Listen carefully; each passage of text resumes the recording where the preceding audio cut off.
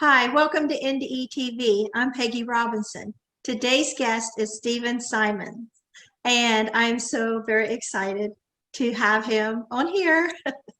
And you have such an amazing life. Did you write a book about your life at one point?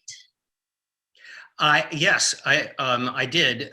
Several years ago, I wrote a book called Bringing Back the Old Hollywood, which was about certain parts of my life, about growing up in Hollywood, in the old Hollywood, when things were a bit different, and growing up in a family that was in the film industry, and my life as a filmmaker. So it was really more about that, less about my personal life, but more about my life in Hollywood.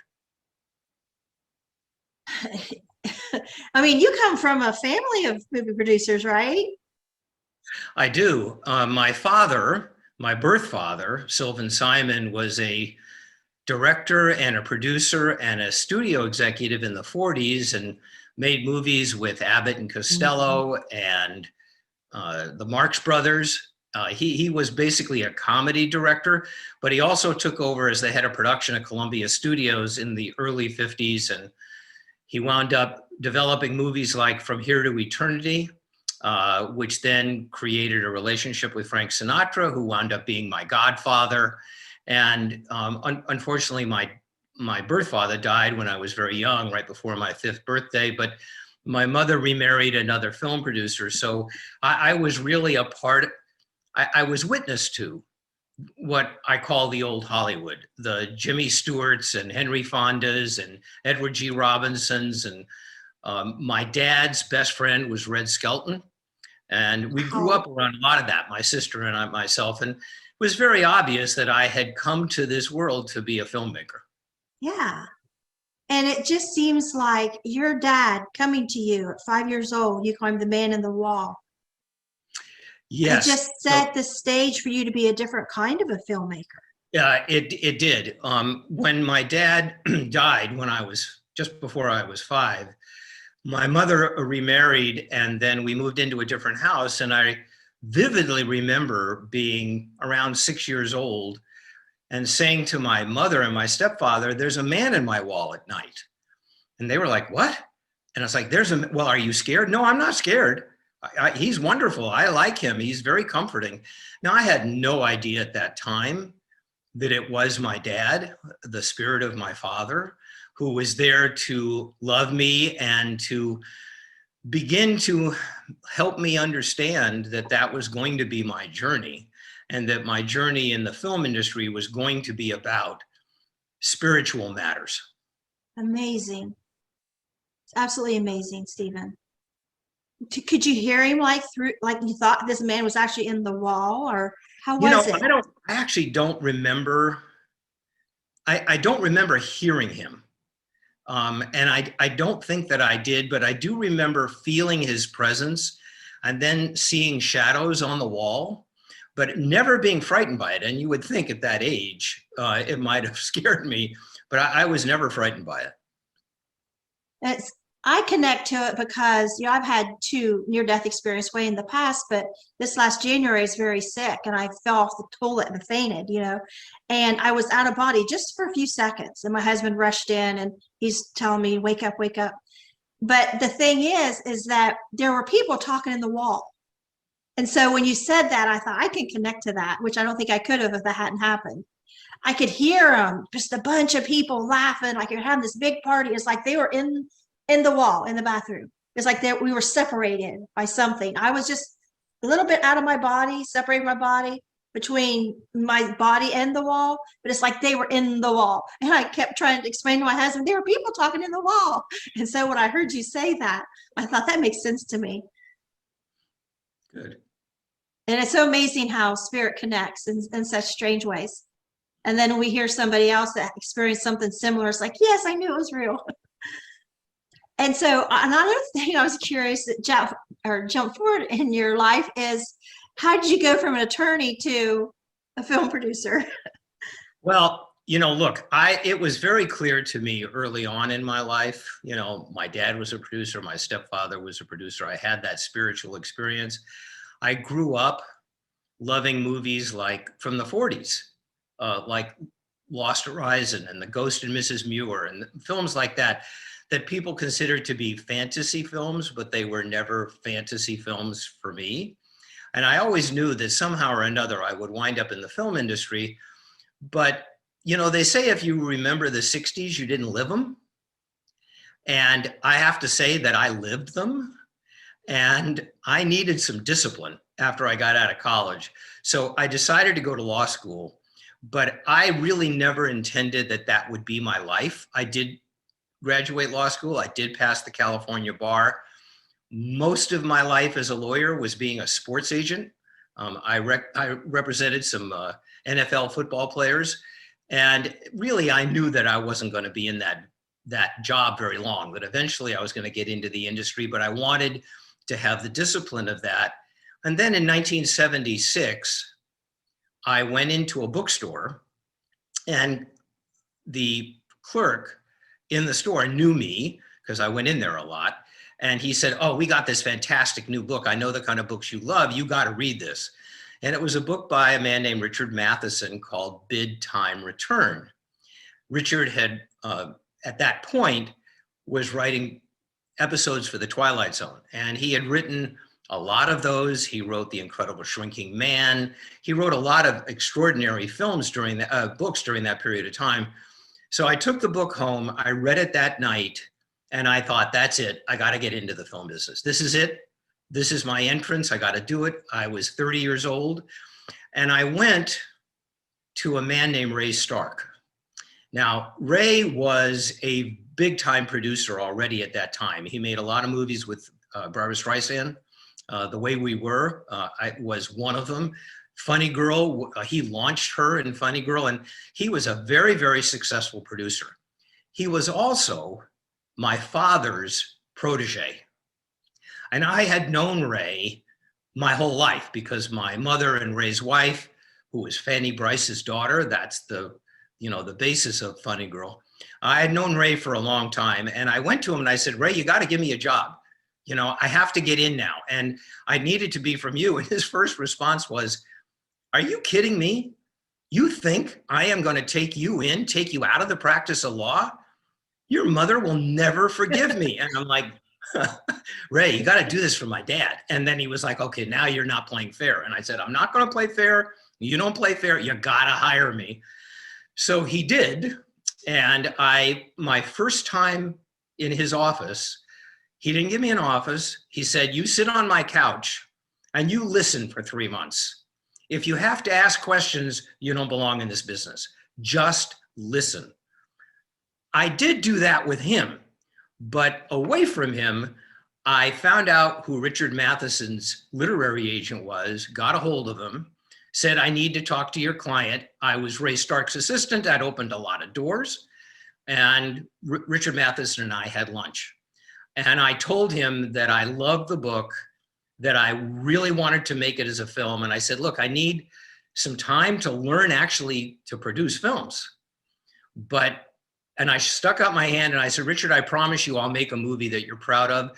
Will you do this with me?" And he was so bemused by it. He thought, "Yeah, sure." So we shook hands. 3 years later, that became Somewhere in Time, which was the first film that I produced. And I went off to do that, and that actually really wound up launching my career and getting me into the film industry. And it's odd that it's so similar to what you're going through now, that movie, your love life, afterlife with your wife. And then, What Dreams May Come. And it just seems like it maybe opened up your mind. Well, it did. And Richard wound up being my spiritual mentor. Richard really took me into the world of spirituality and metaphysics, and he really taught me so much. He was another dad to me. And we started developing Somewhere in Time. It's a crazy story how we eventually got Somewhere in Time made, which I'm more than happy to tell you Sure. Because it is a wonderful Hollywood story. So we got this movie developed at Universal because the first film I championed as an executive was a film called Smokey and the Bandit, which had nothing to do with spirituality, but was a very commercial film. And that was my job. And we went to Universal. They made the film. They made a lot of money out of the film. And I thought, well, okay, maybe I can get Somewhere in Time developed with them.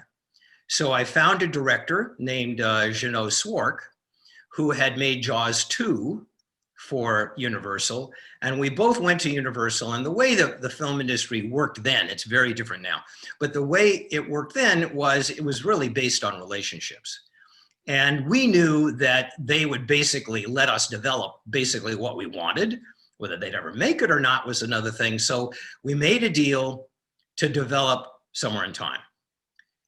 So the script comes in after several drafts, and then we have the studio meeting, which happens on every project. There's always a moment when they either say, well, let's figure out how to go ahead with this, or hey guys, we're not going to do this. So we went into the meeting with the head of the studio, terrific man named Ned Tannen. And Ned started off the meeting by saying, you know, I love you guys. Oh. Kiss of death. Here it comes. There was going to be a huge butt coming after that sentence. So like an idiot, I said, what if we get Christopher Reeve? Now, this is January of 1979. In December of 78, the month before, Superman 1 opened. Chris became the biggest young star in the world overnight, and everybody wanted him. And as soon as the words got out of my mouth, I thought the director was going to kill me. If he could have slit my throat with his eyes, he would have. Oh my God. And Ned said, Christopher Reeve, hey, you get Christopher Reeve, we'll make your movie. And I started to backtrack and say, well, wait a minute. So what if we don't? And he said, you know what, Stephen, if you don't get him, don't come back. Ooh. And I'm like, okay. So we walk out of the meeting and Jeannot says to me, well, what are we going to do? And I said, well, I'll call his agent, which I did. And his agent said, you're talking about that love story, that thing you have at Universal, the time travel thing? What's your budget for that? And I said, well, it's a little less than 5 million. He said, I'm getting offers for Chris of 3 or 4 or 5 million. He's not going to do that movie. No. I said, you have to show it to him. He said, no, I don't.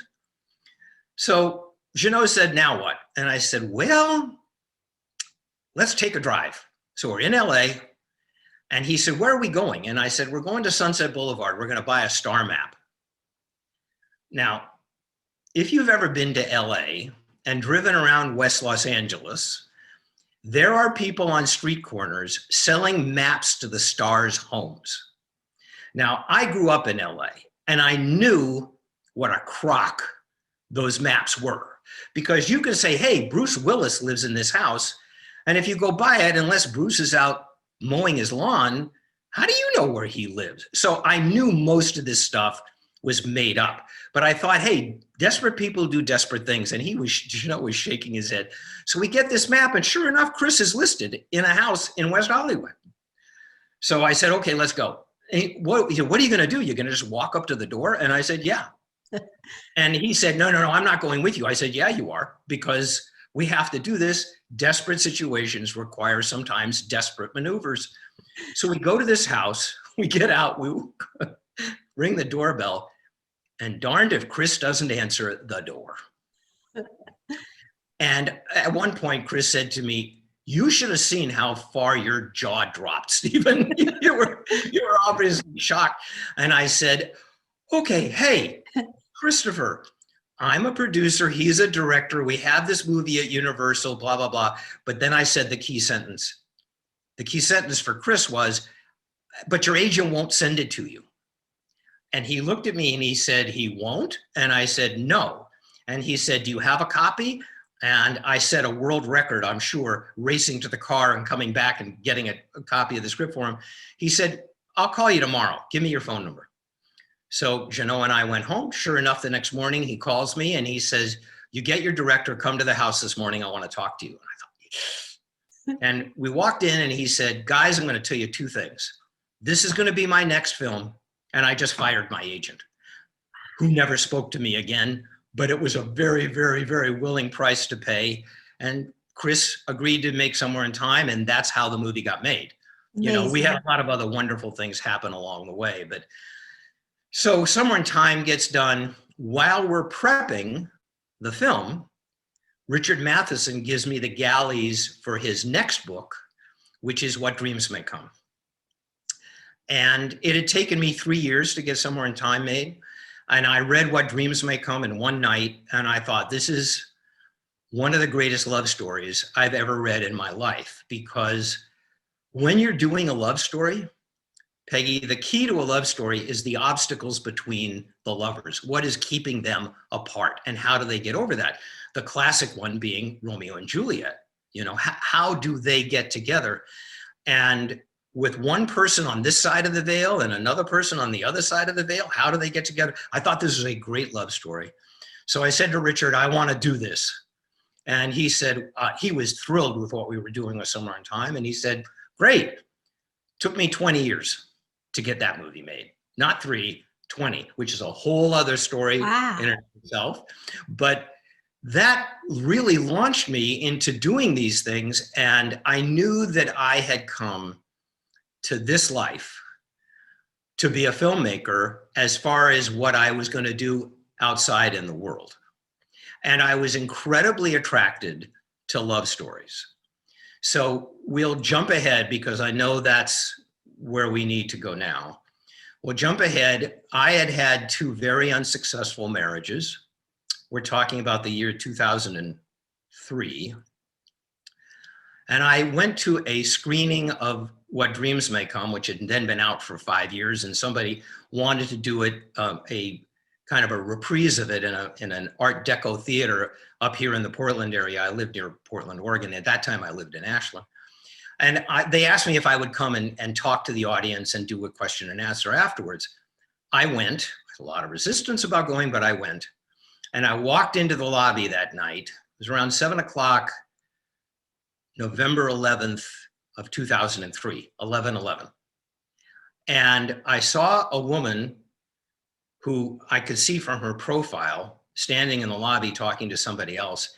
And I went up to, I just felt. Well, my neck is beet red. I'm so stressed out. I lost storage in my computer and I couldn't finish the interview with Stephen. And so I got my storage back, and we're going to reschedule the second part for next year. And I just wanted to add that it is just so amazing to me that a movie producer like Stephen is writing his book about his wife, and that he's communicating with on the other side now. She's passed. She passed in 2018. And I read the book, and anybody that is dealing with anybody that has lost someone is great. It's a great book because he explains how he's communicating with his wife, Lauren, now. And they have such a beautiful love story through crossing the veil. And it's so ironic that his first movie he produced was about a couple communicating across the veil, but it's through across time. But he is communicating with her while she's on the other side. And it's just so beautiful that this all started when his dad started communicating with him after his dad passed when he was a little boy. And we're so blessed to able to have him visiting podcasts. I see him on Jeff Maher. I've seen him on Karen Swain. And I've listened to some radio interviews, and it's just so strange because us NDEers who wrote our books and are unheard of, and we're not getting a lot of feedback on our books. And here is a movie producer. He's doing the same thing we are. He is out here on podcasts talking about his book, telling his story. And it's just like, it's so strange. It's like it's all full circle. And, most of us NDE authors, our dream is to have our book become a major motion picture. And here's this guy who's lived his life of major motion pictures, and his biological father and his stepfather were both in the film industry, and his mother was in films, and then I don't know, it just seems like it's telling us something. Like all of our stories are so important to us in our heart. And it doesn't matter if it gets on a big screen, if nobody reads it, those stories are in our heart. And who could ask for anything more? There's so much emphasis on, getting your book out there, getting people to read your book, getting the attention. So maybe someday, it'd be on this big screen. I know it is for that. It is for me. I mean, I went to Maui and I gave my book to a guy coming out her driveway, kind of like Steven going and knocking on the actor's door, could you do this movie with us? And we're all striving and we're all creative and we're all just throwing our hearts out there every day. And to get the audience, no matter how small or how big, how wide, to hear our stories, because they're also miraculous. And it really isn't getting it on the screen. It is getting it in our heart and getting it in other people's hearts. I know his story touches me. All the hundreds of NDEs I've listened to, watched, talked to people about, they've all touched me. And I know they all touch the audience. And Christmas is coming up. And, I had this major mess up today with my computer. And I've had internet text here 4 times in the last 2 weeks, making sure my internet was perfect for today. And then storage problem in my computer. But we got it. I was able to retrieve what we did this morning. And we're going to come back, and I got something to look forward to next year. So I'm coming back on and talking more to me on my podcast, and nothing could be better. So no matter how much you mess up, or just remember, it's about the story. It's about the love God gave us and has showed to us, and the miracles that are bestowed to us every day. Bye-bye.